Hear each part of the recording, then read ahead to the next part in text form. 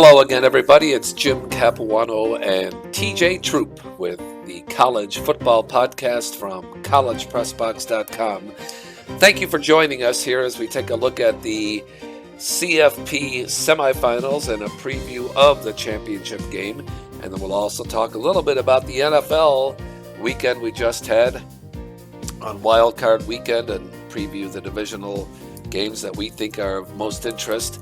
But before we do that, let me say who the other part of the we is, and that is TJ Troup. TJ is a football historian. He's written 3 books on the game of American football. He's coached the game, played the game, is a student of the game, and a true expert about what it takes to be a good, great, and, the easy part is something he's never been, a terrible coach. But also, he's been a great coach. And also, what it takes to connect and be a leader of athletes, of boys, men, whatever, in any sport. It's transferable to any sport. And he's just a wonderful person to be around. And I'm grateful to be partnered with him on the podcast, call him as a friend, and introduce him to you here. TJ, how are you? And thanks for joining. Good afternoon, everyone, and thank you for that warm introduction, Jim. Yeah, it's been a lot of fun this year in our first year doing the podcast, and as all coaches say, we're just going to be even better next year. That's right. I think Ben Johnson has a little slogan, good, better, best. Never let it rest till your good gets better and your better gets best, right? So, well, that's based on his performance this year. That sure works. Yeah, it's fun to see that stuff. Well, it's also fun to see the games we just saw last weekend. In the Fiesta Bowl, let's just start with that. The Hurricanes came in as an, I don't want to say disregarded because that's not true.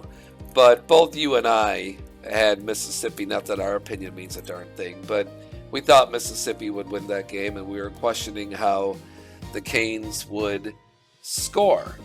And we got our answer. And the whole country saw what a well-rounded team this Miami Hurricanes team is. People associate him with defense. But man, oh man, Malachi Toney and Fletcher, their running back, really showed us what they can do on the offensive side, didn't they, in that 31-27 win for the Canes to get them in the finals? Absolutely. After the game, when they kept showing Beck, my gosh, didn't his smile tell you so much? I mean, it was almost like a weight was taken off of him. There are 2 things stood out numbers-wise to me. First off, when you look at how many yards Miami gained, I'm sure they thought they could do that, but I sure didn't see that. And the other was their time of possession. But even with all that productivity and scoring those points, and as good a defense as they had, look at, we come down to the last play again. You're absolutely right. I mean, Ole Miss kept hanging around, and yeah, the time of possession was 2/3 of the possession time, 41 minutes and change, belonged to the Hurricanes. And from a first down perspective, they had more first downs, 28 over 23. It was the third down that was the difference, right? 11 out of 19 for the Canes successfully converted, whereas Ole Miss was able to convert just 2 out of 10. The Canes defense really showed up in those high leverage plays, the high leverage moments, don't you think? Absolutely. Watching the game, and I'm not taking anything away from the athletes on Miami, and they sure performed, but without a doubt, of the final teams in this, if we start back at our original grouping, there is no doubt that the University of Mississippi is the poorest group of tacklers of all the teams that played. So that poses the question: what happens? I mean, not that Miami can't make guys miss, but can they make the Hoosiers miss? But it was sure, just speaking on this game, for those people that love Hurricane football, they had to just be elated to watch them rise back to what they've had in the past. Man, oh man. What you're saying is true. Ole Miss did not tackle well. What's also true is Miami's got game, right? They showed up. They when the chips were down, they flexed not once but twice in the fourth quarter, and were able to build a short drive and a sustained drive, each of them long, 75 plus yards, 675 yards and 65 yards, and to win the game. The head coach for the University of Miami is just a down-to-earth guy, which most former offensive linemen are. He had to be just absolutely savoring every run, every pass. They're moving them. Miami's moving the chains. He's going, yeah, this is what my offensive linemen needed to do, and we're doing it. Right. And away they went down the field, as you said, 2 sustained drives. Yeah. So hats off to the Hurricanes. It was a well-deserved victory. How hard they played and how effective they played. So here they are in the championship game. That's right. So anything else on this game? Anything you want to say about Ole Miss as we wrap it up here with the Fiesta Bowl? I'm good. When I'll discuss just a brief bit when we get to the upcoming championship game about Miami's defensive line. Okay, we'll do. That's great. We'll look forward to that. Now, let's shift and talk about the Chick-fil-A Peach Bowl last Friday, between a rematch between Oregon and Indiana. You take the wheel here, TJ. There's a lot that happened in this game. What do you want to focus on? I'm going to use the old adage, surprise, surprise, surprise. As I'm going to go with a quote. Okay. I think that as much as Cignetti has had this incredible 2-year run with the Hoosiers, he is not doing it alone. And his defensive coordinator is a gentleman by the name of Brian Haynes. So, Brian Haynes, hats off to you.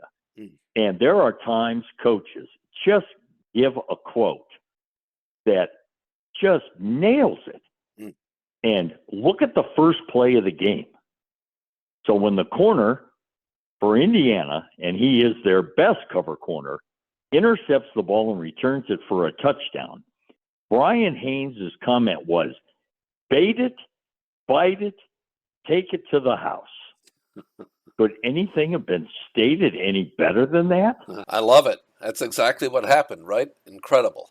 Oh, incredible. So that's how you want to start the game. I mean, the defense scores. Yeah. But look at how Oregon responded. They went right down the field and scored. And I'm sitting there watching it 7-7. I'm thinking this game could come down to the final play. Well, guess what? It did not. After Oregon scored that touchdown, meaning the Ducks, did they have any idea that they're sitting on the pond and it's opening day in hunting season, and sitting out in the blinds are a bunch of Hoosiers, shotguns primed at them? I mean, what a whipping. Boy, you're not kidding, TJ. And what a great analogy that is with the Ducks on the pond and the Hoosiers in the blind. It sounds like some sort of country song we could work up when this podcast is over. But the Hoosiers responded with an impressive drive of their own, right? Following the 75-yard scoring drive by Oregon to tie the game, Indiana went on their own 75-yard scoring drive to take the lead, basically redouble, to use a bridge term, and take the lead 14-7 at the end of the first quarter. And from there, they had 4 consecutive drives following a punt in the second quarter and third quarter, leading to touchdowns, and 2 of them off of Oregon Duck turnovers. So by then, the fate was sealed, and Indiana was punching their ticket to Miami to play the Hurricanes. But what a response by the Ducks, and a redoubling of the effort in the response by the Hoosiers. Absolutely. I mean, they're all coaches. I mean, you say the magic words when you're down there. Well, yeah, let's score. But sometimes that's a little easier to say than to go and do. But it does not seem to stop the Hoosiers. And they, I mean, what they've done offensively is just narrow their focus. They don't do anything different one game to the next. And they force you, cover us, tackle us, fill the holes. And it's sure not that Oregon didn't give an effort. They just couldn't stop them. And defensively, once your offense is being that productive, the defensive youngsters for the Hoosiers, they go out there and go, well, we're going to show you that, we can hold our own on the other side of the ball. So every time opportunity presented itself, the Hoosiers did it. They won all three phases, right? So the Hoosiers did. And Mendoza was great. 17 of 20, 5 touchdowns. Black and Hemby do their thing. Surratt was just a monster. Really the finest game he's had in a while. And not that he hasn't had a great season. He's had an awesome season, and he'll be playing on Sundays. But I think, your boy Nashville Charlie had a touchdown. Cooper, they just distribute the wealth on those 17 completions. He hit 7 different people, Mendoza, on those. Well, yeah, 7 different people on those 17 completions. So, really just, they're such a versatile team, and they have so many weapons and on offense and defense. It's going to be real interesting to see how this next game, the championship game, plays out on Monday night. Anything else about this game you want to touch on? Well, let's go to their passing attack. Last year, when I watched the Hoosiers, I was convinced that Surratt was ready for the NFL then. And though he started this season with strong, he's had some injury. And we know what Cooper did. The play of the season for them is always going to be the play against Penn State. Right. And you mentioned my lean, tall, fast buddy, Nashville Charlie. Uh-huh. And through November 1st, 7 catches for 157 yards. Okay. That's pretty good.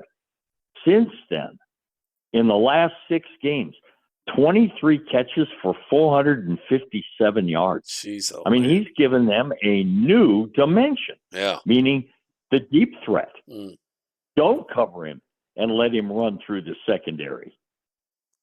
We'll be hearing steel guitars and fiddles playing, and Nashville will come alive. Okay. All right. Sounds good to me. That's awesome. All right. Well, congrats to the Hoosiers, 56-22, and to the Ducks. They made it to the doorstep of the championship game, and they had a tough road to hoe, right? Playing the Hoosiers twice I don't think anybody would want to do that. So their only losses. Yeah. Good to see the Big Ten represented so well there. So that's awesome. All right, TJ, let's talk about the national championship game coming up here. Vegas says that they're not expecting this to be a contest with Oregon laying 8.5. Indiana laying 8.5 to the Canes in the Canes' home stadium at Hard Rock Stadium. What are you looking for in this game? What should we be watching for? Well, I'm going to start with where I always do. And, of course, with my background, everybody always thinks I'm watching passing. But in essence, I start right in the middle of the line. This is the game. And, this doesn't take anybody who knows Miami football and what they've done this year. Coach Cristobal has gone to his defense, and especially his defensive line coach, and said, if you guys don't show up, it's going to be an ugly night for us. It's all on them.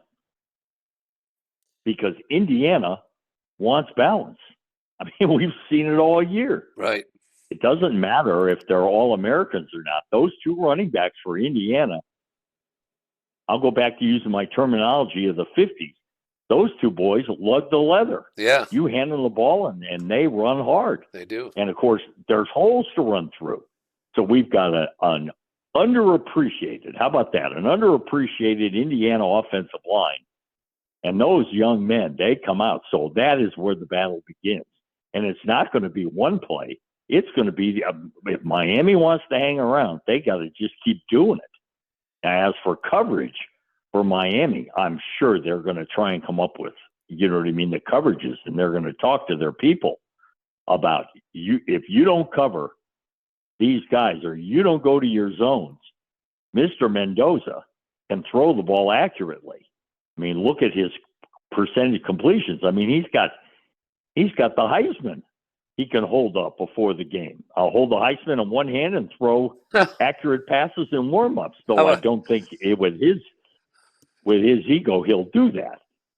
And then, of I course, would then love we've to got see the that. flip. I would love to see that. That would be great. Yeah. What do you know? You're right. He won't. And then the flip side, I started out saying this way early in the season. I'm watching Indiana play defense. Their D-line is rock solid. Their secondary, rock solid. Those young men know how to play.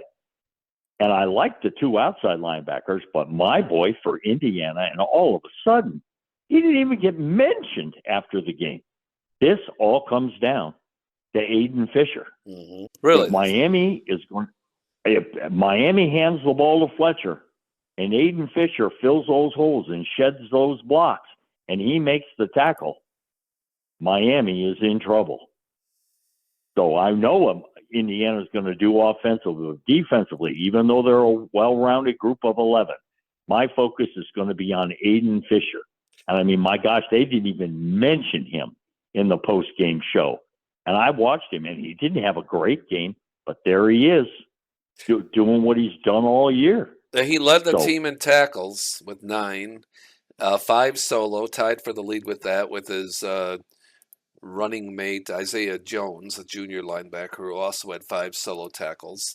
He had, he had 1.5 tackles for loss. He broke up a pass. I mean, Fisher had a typical Fisher game, in my opinion, but it gets lost, I think, because of the way that game unfolded for the Hoosiers. But you're right. He didn't get, Fisher I'm talking about, didn't get any mention afterwards. But I thought from a game perspective, I thought he made a great accounting for himself in Miami. But it's interesting that you think he's going to be the key to the defensive outcome for Indiana when they play on Monday. I would relish sitting in the film room with Coach Cristobal, an old offensive line coach, and put film on and say, now tell me how you're going to block Fisher. And then have him explain, is it guards? Is it backs? Is it center? Is it, you know what I mean? Yeah. Creating some form of counter production where they fake one way and then it's a trap and the tackle tries to come down on the inside linebacker. I mean, back in my day, I probably saw, and we all in my era saw, as many different ways to block the inside linebacker on a trap play as possible. And Miami's going to run those. So it's going to be, Mr. Fisher is going to be very popular. So as I'm watching him, and you stated so well, he's just got to do what he's been doing all year. But he is the centerpiece. I'll use that terminology for the defense. Okay. In the title game. All right. So keep an eye out on number 4, linebacker Aiden Fisher. Awesome, TJ. What good insight. Thank you. Anything else on this for the championship game? Well, I mean, as somebody who's been sweeping up behind him and pulling that Indiana bandwagon for 2 years, I just can't envision Miami having the ball for 40 minutes in this game, especially with how much Indiana controls the tempo and can both run and pass. So I see an Indiana victory. Now, is it going to be a blowout? I would never predict that. I mean, Miami is at home. Of course, Mendoza can talk about, hey, I'm going down the street from where I grew up. This is kind of a home game for me. Right. But it's in August with all the prognosticators, and I'm sure not one of them. If anything, I thought, this could be another strong year for Ohio State. But you look at the teams that were ranked at the top. Who would have predicted Indiana playing Miami for the national title? Yeah. If there's anybody out there that did, you let me know, because you and Nostradamus need to get together. Yeah, I agree. The Hoosiers, yes. The Canes, I mean, the Canes fans would, but but they've earned it. I mean, they absolutely belong there. This notion that they didn't belong in the tournament that some people are saying, that's absolute That's ridiculous. They belong in the tournament. They were the best team in the ACC all year. They showed it, and they showed why they were the best team in the ACC throughout this tournament, no matter what happens Monday night. There's no doubt. I mean, would you agree like the Canes absolutely earned this and they belong there? Well, if anything, when people were saying that they shouldn't be there, it just made that chip on their shoulder get bigger. Yeah. And Yeah. the Hurricanes said, why don't you, can you imagine saying to Ray Lewis back in the day, I'm going to knock that chip off your shoulder. Can you imagine hearing that said? So, yeah, Miami is proven without a shadow of a doubt they deserve and belong there. Yeah. It's just you are facing a team that has won how many games? Oh, and a stat. I've got to put a rumor to bet here. Okay. The last team to go 16-0 in a college season was in 1894. What? So for all of you out there, I did not play in that game. Okay. All right. That's shocking to hear that. 1894. Are you sure about that? I absolutely am. Who was it? There was a college team in 1894, Yale. Oh, the Bulldogs. Okay. Wow. Really? Okay. Did they wear helmets back then? Leather helmets? I'm sure some of those youngsters did, and some of those youngsters didn't, and I'm not sure what type of leather or how they were made. Oh. But 16-0. Wow. So the Hoosiers are trying to match history here. Wow. Well, that's a hell of a thing. That's awesome, TJ. Well, thank you very much. Well, good luck to both and all the fans. It'll be fun to watch that game. I can't wait for it. Okay, TJ, let's talk about the NFL. We had 6 games over the weekend. We don't have time to get in all 6, plus we have, 4 more this weekend. But let's pick a couple from this last weekend that jumped out at you, and what's on your mind from last week and then looking forward to this week? Well, for those of you that are looking for something to read, my column today was really, really easy to do. And for those of you that like old-time music, my departed friend, Steve Sable, did a series called America's Game. And the one he did on the 2003 New England Patriots is an all-timer because it opens up with a garage band known as the Standells and a song that is still played in Boston. Dirty Water, they still play, and it's got one of those catchy riffs. So the America's Game on the Patriots for 2003 starts with the Standells and Dirty Water, and then they highlight what they did that year on their way to their second Super Bowl victory. I was at the game and starting and playing well at outside linebacker for that New England team was a gentleman by the name of Mike Vrabel. Mm-hmm. And with their victory over the Chargers, they get some home cooking again. Mm-hmm. And they face, without a doubt, one of the best pursuit pro football teams I've seen in many, many years. And it might have been 7-6 going into the fourth quarter. And there's no doubt the black and gold gave an effort.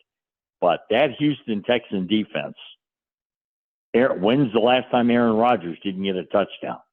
So that should be an interesting game this Sunday, and that'll take me to my second point. Okay. And of course, I do this every year for 55 consecutive years. There's been at least one road victory.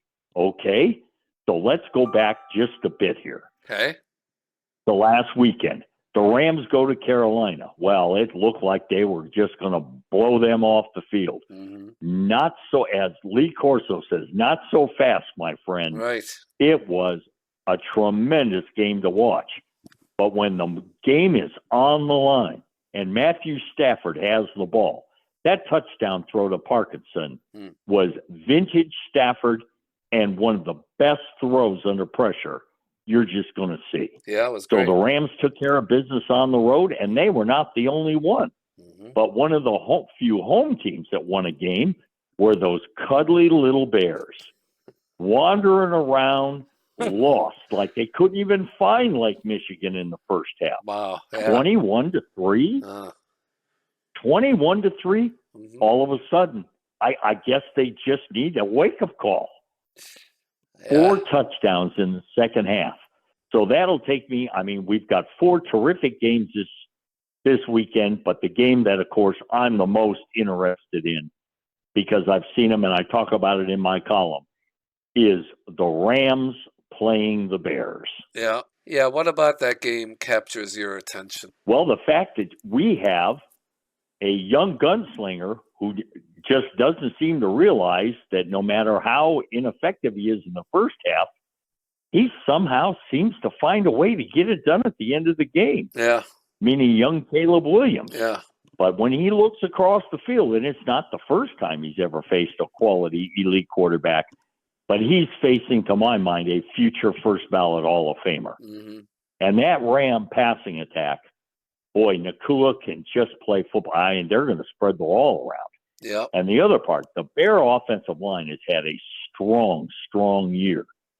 Well, for those of you that, if you can find Clarissa Thompson interviewing that Ram front four, those pass rushers on NFL Films Presents, it's well worth your while. She does a terrific job with the questions he asks and their responses. And of course, like I say, you can imagine living in Southern California, how many times I saw the Rams play my Bears in either the Coliseum, starting in 1964, into their days at Angel Stadium. So I like all 4 games. They should all be fun to watch, but that one is my focus. Mm-hmm.